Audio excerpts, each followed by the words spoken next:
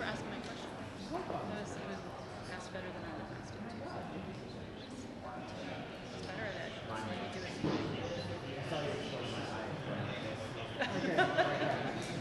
It's perfect. Always. And he was more decisive, I feel like, than he has been. On that issue. But we all knew it, but he then like kept saying we're talking about it. So today he was like, it's not happening.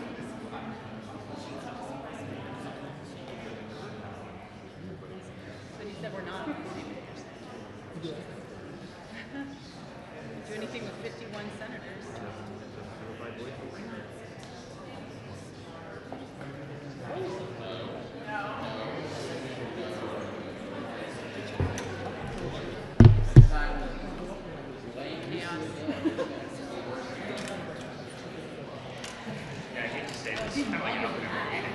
This? Oh. The same sign at two press conferences? Oh, we do that all the time.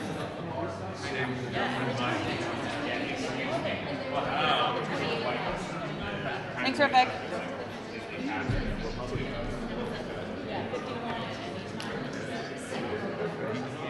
Well, they have to be ready for a forum law, so they don't have a permit, and they have to bring everything back, and they give them time. I'm sure that if you had, can you guys imagine how mad Grassley would be? Like, start taking all the needs. Trump's hair. Yeah, he was literally screaming. I'm sure Grassley would be like, Not to go late. Get the hand.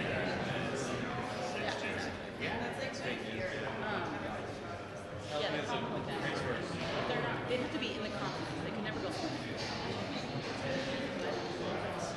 They could also, all these things do not have to be big meetings. So, like, they could do amendments that basically do things that would be really bad. I mean, it would just be, it would also get get to the 28th. It is amazing. I just had a whole conversation with them. Isn't that fun where you get to go like that?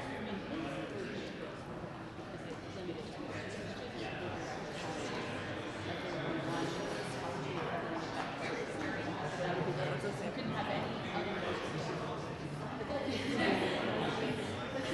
They were pretending like we were talking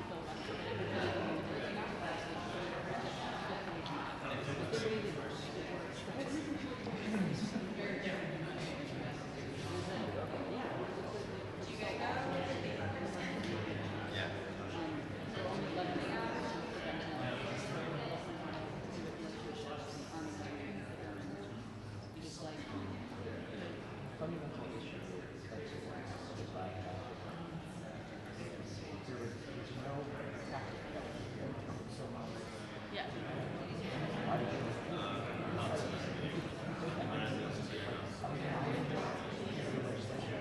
Yeah. I think their best argument is like if we don't do this, but yeah, they could have, but they have those people who stop. View isn't great. It's sort of like all the way at the top. Yeah. So I do feel like there are people who resisted, who didn't have to.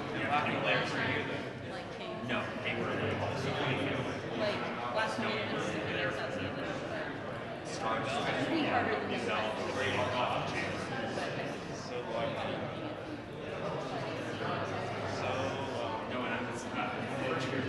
It's a big issue in the case.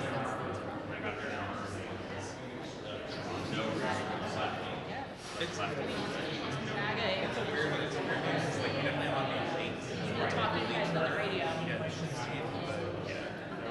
It is beyond that. It is the MAGA activists are getting like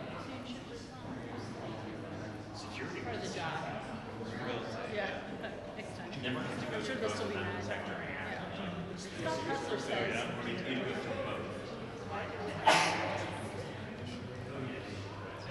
He said, do it, John. But he didn't bring up the word focus. should start it early. It's gonna go on for 2 hours, you know? I mean, it's definitely. But also, it's gonna be so much week to keep calling for something. Mission accomplished. Turn the speech.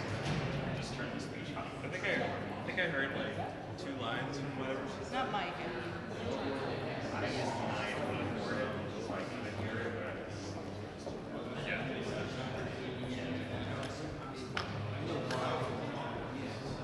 think we would probably do.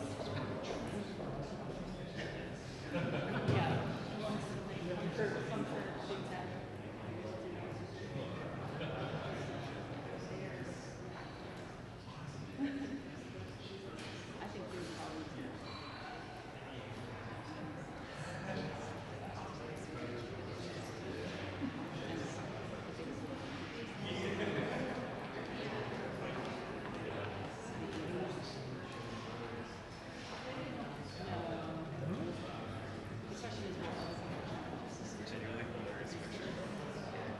It's such a bad. What? She looks good.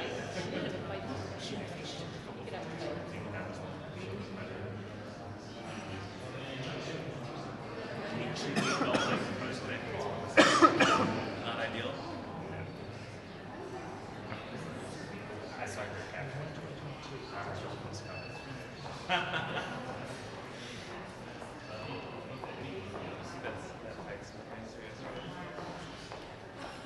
yes, the beat one. So what brings me for that? It's not talking about the reason we haven't got that.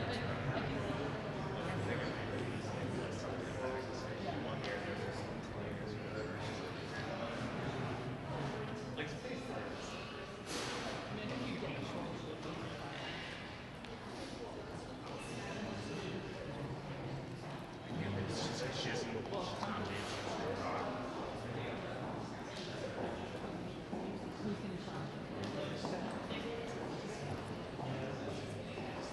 She doesn't. She's not being.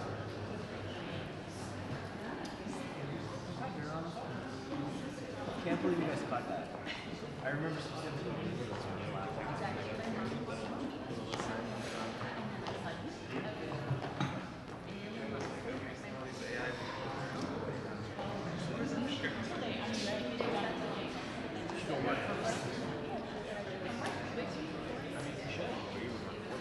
But you should work at NBC.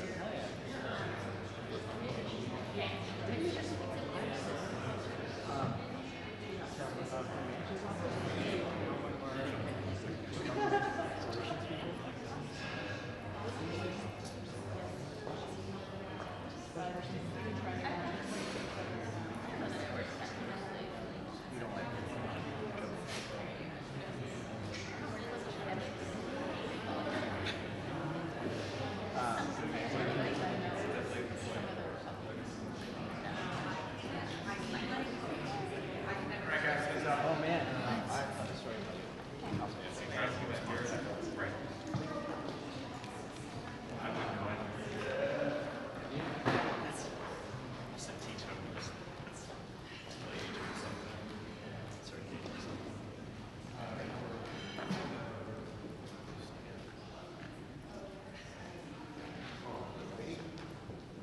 Here we are. Ooh. That's a good one. Who thought that one up? Okay, good afternoon, everybody, and I'd like to thank 2 of our great senators, Senators Klobuchar and Padilla, for joining us today, and they have something in common. We're not going to say that. But we won't say what it is. Okay. Now we all need to know. I know you do. Well, you can do your own queries. Okay. Right. Alex and Amy. Yes, that's what it is. He's first. Okay, thank you, everybody. This has been a very erudite. All right. Anyway, let me thank Senators Klobuchar and Padilla for joining us. Look, what the country saw last night was not a State of the Union. It was Trump's state of delusion. For nearly 2 hours, the president inflated his ego, rewrote reality, and offered 0 solutions to the problems American families are struggling with every night. I'll bet there were just as many people last night discussing how to pay the bills as there were watching the State of the Union. President's in a bubble. He doesn't have a clue about what the average American people are going through. He just didn't ignore the affordability crisis. He mocked it. Can you imagine sitting down at the table and say, we can't meet our electric bill, what's going to happen? And you hear the President of the United States is mocking your inability to pay because prices have gone up. While President Trump stood up there congratulating himself, Americans were confronting the reality. Ground beef up 11%, coffee up 41%, rents up, health care costs up, electricity up. Families are spending this year over $1,700 more because of Trump's tariff tax. And he's gloating about it. He's gloating about it. Families don't need a 2-hour speech. They need relief at the checkout counter, especially a speech that hardly mentioned any solutions for the American people. You know, look, Trump spent a lot of time praising himself. He patted himself on the back so often that I thought he might fall down. But the American people didn't want hype. They didn't want the kind of stuff he did. And he lied. He just lies. He makes it up. He said we've gained manufacturing jobs. We've lost over 100,000 manufacturing jobs since he became president. He said job creation is on the rise. No, it's at the lowest point in 20 years outside of a recession. I think it was 2003 that job creation on a percentage basis was as low. And then, incredibly, Trump put J.D. Vance in charge of investigating corruption. Well, in one way, he's a good choice, because if he wants to investigate corruption, he doesn't need a task force. He doesn't even need a car. All he has to do is walk down the hall and start investigating his boss, where there's huge amounts of corruption. He can start with the billionaires bankrolling Trump's vanity projects. He can look at corrupt pardons that the president gave. He can look at the luxury jet gifted from the Middle East. And most of all, glaring of all, he can ask the president why the Epstein files, all of them, haven't been released. Last night was all hype and no help. If you're a family hoping to hear how your costs would go down, you got nothing. If you're a worker hoping to hear how your job would be protected, you got nothing. If you're a voter hoping for accountability, you got deflection. Last night's speech was an utter failure for Trump. All hype, all fluff, not what the American people who are having trouble paying for beef and so many other things wanted. And just lastly, the contrast between Donald Trump and Governor Spanberger and Senator Padilla, who gave a great speech as well. They talked about lowering costs. They talked about protecting rights. They talked about restoring integrity. Compare Trump's speech to their speech, and Americans will know why it's Democrats fighting for them, and it's easy to figure out why people prefer Democrats to Republicans when it comes to all of the polling data we have seen. Senator Klobuchar. All right. Well, thank you. Thanks, Chuck.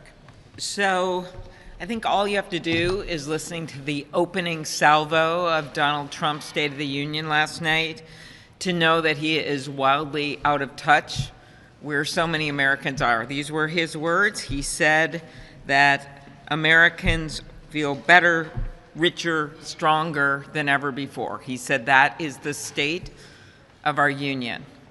And I think we know very well that isn't true. You've all seen the numbers of where Americans feel, so it's not just anecdotes.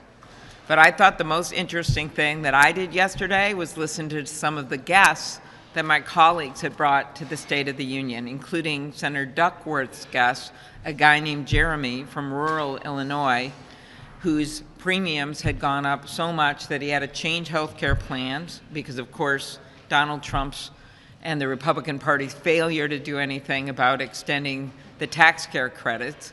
He He then moved on to saying he had to get a plan with this huge deductible. He found out he had diabetes. He didn't even know if he can go to the doctor. And he started crying at what was, let's face it, press conferences that we have all the time. And he couldn't stop crying. That's the guy I thought of when I was sitting there. I thought of Senator Warnock's guest, who's trying to run a rural hospital and has seen these Medicaid cuts. I thought about my guest, a guy named Sean Severson, who is the last thing a political activist you have ever met. He is a brewer from Moorhead, Minnesota, on the North Dakota border, and he is just trying to run a business with 9 employees, and he has been walloped by these tariffs and walloped by the attacks on Canada and the lack of Canadian tourists coming to northern Minnesota and across the country. That is the real State of the Union for so many people. And since the last time, last Tuesday, when Chuck met with all of you, we have seen the tariff decision by the Supreme Court. And for a lot of the senators, we have seen already our small businesses coming to us and say, wait a minute, he's doing this again. He's doubling down. Now there's going to be more uncertainty. We have over 100 of changes to tariffs already, and it's only going to get worse. So that chaos that we're talking about, it's not just not enough staffing at the VA or farmers trying to get loans at the USDA or the horror of 3,000 ICE agents roaming the streets in the metro, Minneapolis, St. Paul, and also, by the way, in our rural areas. It is also about the economic chaos by this man's policies. So what Abigail Spanberger and Alex Padilla asked yesterday was basically, is Trump working for you? And the clear answer for so many in this country is no. And what I was most struck by at the State of the Union, and I'll end with this, 107 minutes, 1 hour and 47 minutes, and he spent 2.9 minutes on affordability. These are NBC statistics. They must be correct. And 3.8 minutes on healthcare.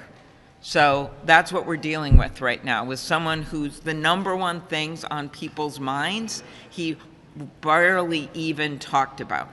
So when you ask me what's the State of the Union, I'd say you better listen to Americans and not to the guy that was in the House chamber for 2 hours last night. Senator Padilla, who our caucus gave him huge plaudits today because he did such a good job. Even those of us who didn't understand all of his speech thought he did a great job. Thank you. Well, I'll give away the secret. My response to the State of the Union was not too unlike Governor Spanberger. We focused on some of the same themes, and before I get to those, let me just say, going into the State of the Union, a lot of people asked, including many of you yesterday, what we were expecting.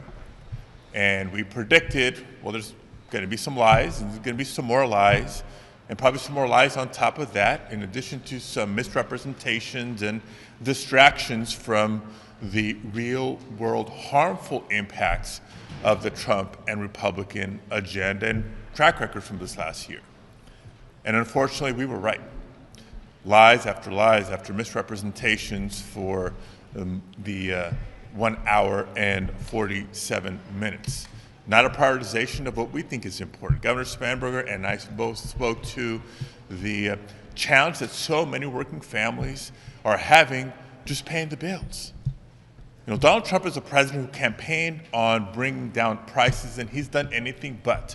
Under him, prices continue to go up for groceries, for housing, for utilities, electricity costs. You try to talk about that, but the numbers are real. Electricity costs are on the rise.